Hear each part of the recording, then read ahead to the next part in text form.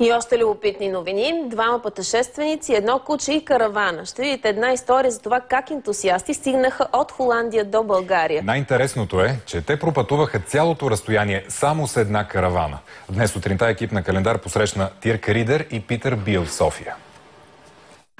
Преследвайте мечтите си стъпка по стъпка. Това искат да кажат двамата пътешественици със смелото си начинание. На пътя те разчитат единствено на добри шофьори, които ги теглят с колите си от град на град. Всеки от нас има нужда от помощта на другите, от един малък тласък, за да постигне целта си. Амбициозната обиколка започва през януари тази година, когато Дирк и Питър тръгват от холандския град Утрехт. Пътуват през Германия, Франция, Австрия и Унгария. След кратка пауза продължават през Хърватска, Сърбия и България. От тук нататък целта е културната столица на Европа тази година – Истанбул.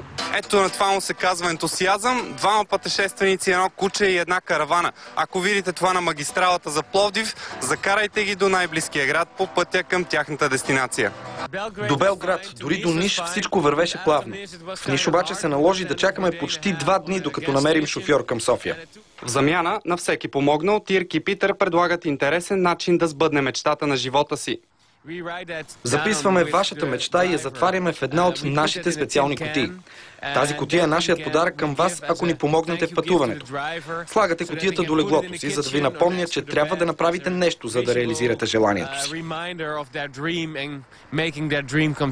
Животът по пътищата на Европа е богат на истории. Музикантът Дирк ги събира и превръща в музика. Вече е факт неговата първа песен. Парчето е родено по германските магистрали. До края на тази година двамата обещават и театрална пиеса. Премиерата ще е в техния роден град Утрехт. Събирам всяка интересна история. Така се раждат моите песни.